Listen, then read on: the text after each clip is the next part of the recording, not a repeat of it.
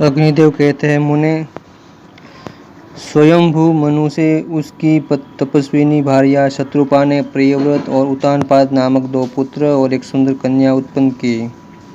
वह कमनीय कन्या कर्दम ऋषि की भार्या हुई। राजा प्रियव्रत ने सम्राट कृषि और विराट नामक सामर्थ्यशाली पुत्र उत्पन्न हुए। उतानपाद से सुरुसुनि के गर्भ से उतानपादक पुत्र उत्पन्न हुआ और सुनीति के गर्भ से ध्रुव का जन्म हुआ।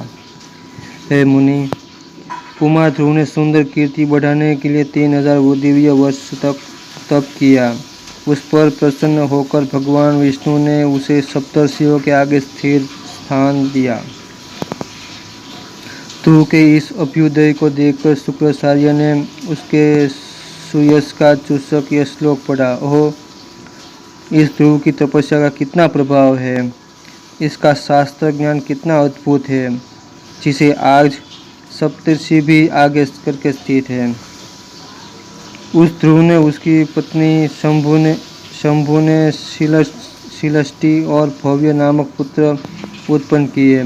शिलष्टि ने उसकी पत्नी सुत्साया से क्रमशः रिपु, रिपुंजय, पुष्य, वुक्कल और वुक्कतेजा, इन 5 निष्पाप पुत्रों को अपने गर्भ में धारण किया।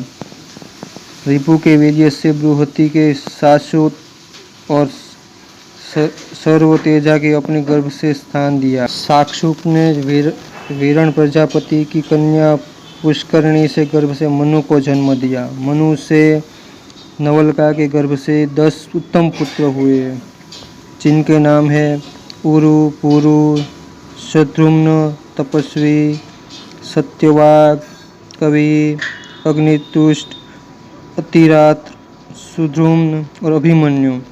उरु के अंश से आग्नेय ने अंग, सुमना, स्वाति, कतु, अंगिरा और गय नाम का महान तेजस्वी 100 पुत्र उत्पन्न किए। अंग से सुनिथा से एक ही संतान वैन को जन्म दिया। वह प्रजाओं की रक्षा न करके सदा पाप में ही लगा रहता था। उसे मुनियों ने क्रूशों से मार डाला। तदंतर ऋषियों ने संतान के लिए वैन के दाएं हाथ का मंथन किया। हाथ का मंथन होने पर राजा पृथु प्रकट हुए।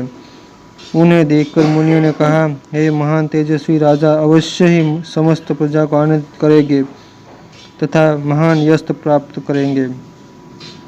क्षत्रिय वंश के पूर्वज वैन कुमार राजा पृथु और तेज से सबको दग्ध करते हुए धनुष और कवच धारण किए हुए प्रकट हुए हैं। वे संपूर्ण प्रजा की रक्षा करने लगे। राजसूय यज्ञ में दीक्षित होने वाले नरेश्वर ने वो सबसे पहले भूपाल थे। उनसे 2 पुत्र उत्पन्न हुए। स्तुति कर्म से निपुण अद्भुत कर्मा सूत और मार्गधो ने उसका सत्वन किया।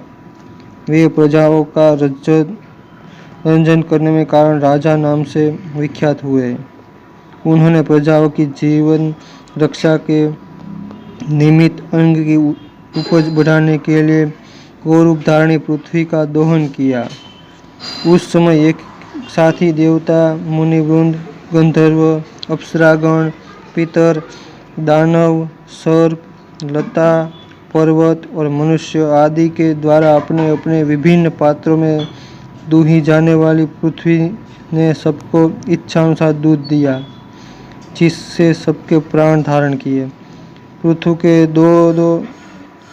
जो 2 धर्मज पुत्र उत्पन्न हुए, उसके नाम थे अंतर्थी और पालित। अंतर्थी के अंश से उसकी शिखंडी नाम वाली पत्नी ने हविर्धान को जन्म दिया। अग्नि कुमारी धीषणा ने हविर्धान के अंश के 100 पुत्रों को उत्पन्न किया। उनके नाम है प्राचीन बहिर, शुक्र, गय, कुष्ण, वज्र और अजिन। राजा प्राचीन बहिर प्राय यज्ञ में ही लगे रहते थे, जिससे वह समय पृथ्वी पर दूर दूर तक पूर्वाकुश फैल गए थे। इससे वे ऐश्वर्यशाली राजा प्राचीन बहिर्ष नाम से विख्यात हुए। वे एक महान प्रजापति थे। प्राचीन बहिर्ष ने उसकी पत्नी समुद्र कन्या से सावर्णी ने 10 पुत्रों को अपने गर्भ में धारण किया। वे सभी प्रचेता नाम से प्रसन्न हुए। वे सब के सब धनुर्वेद में पारंगत थे। वे सब समान धर्म में आचरण करते हुए समुद्र में जल में रहकर 10,000 वर्षों तक महान तप में लगे रहे। अंत में भगवान विष्णु ने प्रजापति होने का वरदान पाकर वे संतुष्ट हो जल से बाहर निकले। उस समय प्राय समस्त भूमंडल और आकाश में बड़े बड़े सघन वृक्षों में व्याप अपने मुख से प्रकट अग्नि और वायु द्वारा सब वृक्षों को जला दिया। तब वृक्षों का यह संहार देख राजा स्वामी प्रचेताओं के पास जाकर बोले, आप लोग अपना कोप शांत करें। वे वृषगण आपको एक मारिशा नाम वाली सुंदरी कन्या अर्पण करेंगे। वे कन्या तपस्विनी मुनि कंडू से अंश से परमलोचा अप्सरा से गर्भ से श्वेत बिंदु के रूप में प्रकट हुई है। मैंने ही भविष्य की बातें जानकर इसे कन्या रूप में उत्पन्न कर पाला पोसा है। इसके गर्भ में दक्ष उत्पन्न होंगे जो प्रजा की वृद्धि करेंगे। प्रचेताओं ने इस कन्या को ग्रहण किया। तत्पश्चात उसने गर्भ में दक्ष उत्पन्न हुए। दक्ष ने चर अचर विपद और चतुष्पद आदि प्राणियों की मानसिक सृष्टि करके अंत में बहुत सी स्त्रियों को उत्पन्न किया। उनमें से 10 को तो उन्होंने धर्मराज को अर्पण किया। वो 13 कन्या कश्यप को दी। 27 कन्या चंद्रमा को, 4 अरिष्टनेमि को, 2 बहुपुत्र को और 2 कन्याएं अंगिरा को दी। पूर्व काल में मानसिक संकल्प से सृष्टि होती थी। उसने बाद उस दक्ष कन्याओं ने मैथुन द्वारा देवता और नाग आदि प्रकट हुए। अब मैं धर्मराज के उसकी 10 पत्नियों के गर्भ से जो संतान हुई वो धर्म सर्ग का वर्णन करूंगा। विश्वा नाम वाली पत्नी से विश्वदेव प्रकट हुए। साध्या से साध्यों का जन्म हुआ। मरुत्सवी के मरुत्स्वान और वसु से वसुगण प्रकट हुए। भानु से भानु और मुहूर्ता से मुहूर्त नामक उत्पन्न हुए। धर्मराज के द्वारा लंबा ने घोष नामक पुत्र हुआ और यामी नामक पत्नी से नागविथि नाम वाली कन्या उत्पन्न हुई। पृथ्वी का संपूर्ण विषय मरुत्स्विनी ने प्रकट हुआ। संकल्पा के गर्भ से संकल्पों की सृष्टि हुई। चंद्रमा के उनकी नक्षत्र रूपिणी पत्नियों से गर्भ से 8 पुत्र उत्पन्न हुए। नाम ये थे आप, ध्रुव, सोम, घर, अनिल, नल, प्रच्युत और प्रभास। ये 8 वसु है। आपके वेतंग, श्रम, शांत और मुनि नाम के पुत्र हुए। ध्रुव का पुत्र लोकांतकारी काल हुआ और सोम का पुत्र वर्चा हुआ। घर की पत्नी मनोहरा ने गर्भ से द्रविड़, भूतव्य, शिशिर, प्राण और रमण उत्पन्न हुए। अनिल का पुत्र पुरोजव और अनल अग्नि का अभिज्ञात था। अग्नि का पुत्र कुमार हुआ जो सरकंडों की ढेरी पर उत्पन्न हुआ। उसके पीछे शाख, विशाख और नेगमेय नामक पुत्र हुआ। कुमार कृतिका के गर्भ से उत्पन्न होने पर कारण कार्तिकेय कहलाए तथा कृतिका के दूसरे पुत्र सनत कुमार नामक यति हुए।